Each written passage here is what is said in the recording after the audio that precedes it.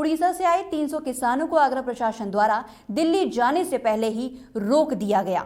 यहां तक कि उन्हें खाने पीने से भी वंचित कर दिया गया, जिस कारण उड़ीसा से आए किसानों ने सिकंदरा स्थित गुरु का ताल पर डेरा डाल दिया और वहां भोजन कर दिल्ली जाने की रणनीति तैयार की। आपको बता दें कि पिछले 58 दिनों से कृषि कानून को लेकर, वापसी मांगों को लेकर किसान दिल्ली में धरना दे रहे हैं, लेकिन मोदी सरकार के खिलाफ भारत के किसानों ने अब हुंकार भर दी है। तो वहीं उड़ीसा से 300 किसानों ने बसों के माध्यम से दिल्ली जाकर दिल्ली में बैठे किसान भाइयों के साथ कंधे से कंधा मिलाकर इस योगदान में भूमिका निभाने के लिए अपना पूर्ण योगदान दे दिया है। लेकिन उत्तर प्रदेश सरकार के आदेशों पर प्रशासन द्वारा किसानों को काफी प्रताड़ित किया जा रहा है। तो वहीं जब किसानों ने आगरा गुरु के ताल में कुछ समय गुजारने के बाद दिल्ली के लिए रवाना होने की बात कही, तो आगरा प्रशासन द्वारा उन लोगों को आगे बढ़ने नहीं दिया गया।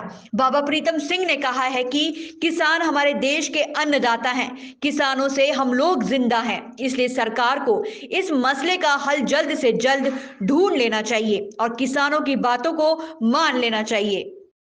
जी मैडम, आपका परिचय? मेरा परिचय मधुमिता समल हूँ। नवनिर्माण किसान संगठन जो है उसका महिला संगठन क्या कुछ कहना चाहते हैं सरकार द्वारा पारित किए गए तीनों बिलों को लेकर के?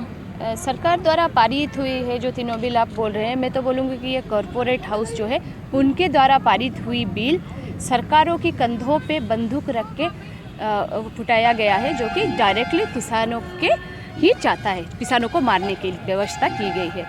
तीनों बिल जो है वो बिल इतना पेचीदा वाला बिल है, आप अगर उसके डिटेल्स में आप देखोगे तो पता चलेगा कि कहीं ना कहीं ये कॉरपोरेट जो है ट्रेडिंग जो है, तो ट्रेडर्स के नाम पे कॉरपोरेट हाउस एंट्री कर रहे हैं and all benefit are going to them only. Farmers का जो बोल रहे हैं इट इज़ नॉट पॉसिबल कि farmer is going to get maximum benefit. जो बोल रहे हैं कि ऐतिहासिक है, ऐतिहासिक है, कुछ ऐतिहासिक नहीं है। ये कॉरपोरेट दलालों के लिए एक ऐतिहासिक बिल है जिसमें उनका मतलब उनका ही खाली सोना चांदी होगा, किसानों के लिए कुछ फ़ायदा नहीं है। इसीलिए नहीं है क्योंकि ये जो बोल रहे हैं कि मंडी व्यवस्था जो है वह वैसे की वैसा रहेगा। हम बोल रहे हैं अगर दोनों साइड में दो मार्केट मैकेनिज्म चलेगा तो जैसे गवर्नमेंट स्कूल और प्राइवेट स्कूल का भी हम एग्जाम्पल ले सकते हैं। आज गवर्नमेंट हाई स्कूल का क्या स्टेटस है, जैसे आपका जियो और BSNL का भी एग्जाम्पल ले सकते हैं।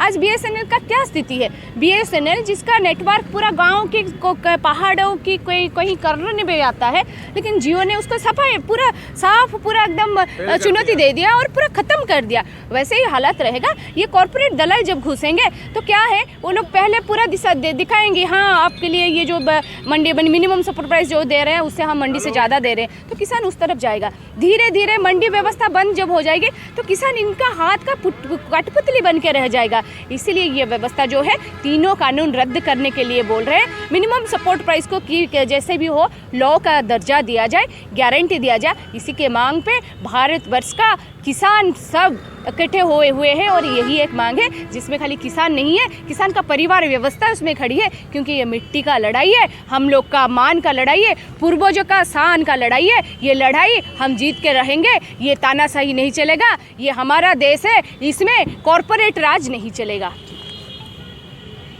किसान नेता श्याम सिंह चाहर ने कहा कि मैं अपने देश के प्रधानमंत्री का धन्यवाद करता हूं कि कोरोना काल के बाद वह ऐसा तोहफा लेकर आए हैं जिससे कि किसान ना तो खा ही पा रहा है और ना ही उगल पा रहा है। पिछले 2 महीने से हमारे किसान भाई कृषि कानून के खिलाफ लड़ाई लड़ रहे हैं। किसान का उपहार पराधीन का पहले स्वाधीनता का पूर्व से और स्वाधीन का पर जितना अत्याचार होता है, जो ब्रिटिश जितना अत्याचार नहीं किया, अभी नरेंद्र मोदी अमित शाह ऐसे अत्याचार करता है। ये किसान के देश में किसान के खिलाफ कानून ले आया, किसको साथ परामर्श नहीं किया है। कोरोना का समय जब सबका मुंह बंद है, इस समय कानून ले लिया और कानून लेने के बाद जब किसान में विद्रोह कर लिया, उनका नाम आरोप लगा लिया, वो खालिस्तानी है, वो पाकिस्तानी है, वो पंजाब का धनी किसान है, वो सिर्फ पंजाब हरियाणा वाला आंदोलन करता है। हम आज उड़ीसा से जो जाथा निकालता है, एक सप्ताह का जो जाथा है, और एक ही मकसूद है कि सारी हिंदुस्तान के किसान एक ही सूत्री एक ही रज्जु में जुड़ता है। आज बार से वही रास्ता से हमसे झारखंड से, बिहार से, खड़गपुर से जनसभा लगाई, आदमी का साथ बातचीत हुई, संदेश हुई, और हम देख रहे हैं बिहार से झारखंड से आदमी का अंदर में जितना उत्साह है, जितना क्रोध है, और अमित शाह और मोदी देखेंगे पूरी हिंदुस्तान आदमी दिल्ली घुस जाएंगे, वो सत्ता संभाल नहीं पाएंगे। और बीजेपी लोग जो ड्रामा करता है, जनसभा लगाता है, जो किसान के अंदर दूसरा लोग भ्रम फैल रहा है, हम सच बोलता है, हम किसान के साथ है, पूरा झूठ है। वो कोई भी दिन किसान के साथ था और किसान पूरा मारने के लिए। आप देखिए छोटे बात पुतला है जो एसेंशियल कमोडिटी एक्ट था, वही है, वही एसेंशियल कमोडिटी एक्ट, नित्य व्यवहार सामग्री कानून तोड़ने का बाद गरीब आदमी निम्न मध्यम तो खुद भूख में मर जाएंगे। एसेंशियल कमोडिटी तोड़ने के बाद आलू का दर, प्याज का दर, दाली का दर 250 होगा, 500 होगा। जब 250-500 रेट केजी का होगा, आदमी को खाने का मिलेगा। अमित शाह मोदी पूरा फंदा फिकर बोल रहा है, फांसी का रज्जू बना ले गरीब के लिए। जो क्रोनिक कैपिटल धनी लोग का इच्छा था कि हिंदुस्तान में इतना आदमी हो, सो खाना आता है, गरीब लोग को हाथ में नहीं मारता है, पूरा भूख में मारेंगे, इसीलिए काला कानून लेता है। वही कानून को काला कानून के खिलाफ क्या कर हम उड़ीसा से 15 तारीख से आए हैं दिल्ली किसान चलो यात्रा के नाम से, जिसका नेतृत्व में अक्षय कुमार जी के नेतृत्व में ये यात्रा निकला हुआ है। उड़ीसा के जो अध्यक्ष हैं किसान संगठन के सदैव नंदा के नेतृत्व में हम चल गए हैं। हम लोग का जो मांग है कि कोरोना टाइम में नरेंद्र मोदी जी जो लॉ लेके आए हैं कि फार्मर्स लॉ जो लेके आए हैं, ये हम बोलेंगे ये आइन ये फार्मर्स के लिए नहीं है, ये आइन कॉर्पोरेट के लिए है। इस आइन में एक जो कानून लेके आए हैं, ये कानून में फार्मर्स का कुछ लाभ नहीं होगा। इस कानून में जो अदानी अंबानी है उनका पैसा और भी ज़्यादा बढ़ेगा। तो हम जो मांग लेके आए हैं, आज को 58 दिन हो गया, वहाँ किसान आज सड़क में बैठे हुए हैं, इतने ठंड में बैठे हुए हैं, आज 70 से ज़्यादा आज किसान वहाँ शहादत दे दिए हैं। हमारा जो मांग है कि ये चीज़, ये काला कानून वापस लो और MSP गारंटी करो। आज सरकार, हमें समझ नहीं आता है कि आज देश का जनता आज इनका वोट को लेकर सरकार बनता है, आज सरकार इनका बात क्यों नहीं सुनता है। सिर्फ 2 जन अदानी अंबानी जो बोले हैं उनको कि ये आइन लेके आओ, आज उन्हीं के बात में कि ये बात का सुनता है और किसी का बात नहीं सुनता है। ये गुंडा राज है। तो इसीलिए ये आइन जो है काला कानून को वापस लो और MSP गारंटी करो। अगर ये काला कानून वापस नहीं करेंगे और ये लड़ाई और भी तेज होगा। और सारा देश के जनता समझ में गए हैं कि नरेंद्र मोदी जो हैं वो किसान के साथ नहीं है, वो यूथ के साथ, वो नौजवान के साथ नहीं है, वो महिला के साथ नहीं है, वो पूंजीपति आज उनके साथ हैं, आज उनके लिए काम कर गए हैं। तो इसीलिए कि नरेंद्र मोदी जी अब देखने वाली बात यह होगी कि 26 जनवरी को दिल्ली में परेड होने के बाद किसान देश के प्रधानमंत्री नरेंद्र मोदी से कृषि कानून के बारे में बात करेंगे तो प्रधानमंत्री किसानों की बातों को कितना मानेंगे। दर्पण न्यूज के लिए अपने सहयोगी KM सिंह के साथ सोनू कश्यप की रिपोर्ट।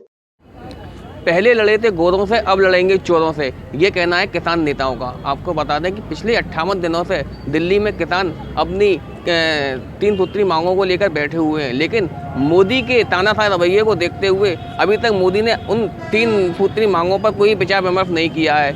तो वहीं पूरे भारत के किसानों ने अब हुंकार भर ली है। आपको बता दें कि उड़ीसा से आए किसान इस समय आगरा के गुरु के ताल पर मौजूद हैं। उनका ये कहना है कि वह यहाँ से दिल्ली के लिए कूच करेंगे और 26 जनवरी को होने वाली परेड में के बाद वह मोदी यानी कि देश के प्रधानमंत्री से इस बिल के बारे में भी बात करेंगे। अगर देश के प्रधानमंत्री ने इस बिल पर कोई भी विचार विमर्श नहीं किया तो आने वाले 2022 के चुनावों में वह ईंट का जवाब पत्थर से देंगे।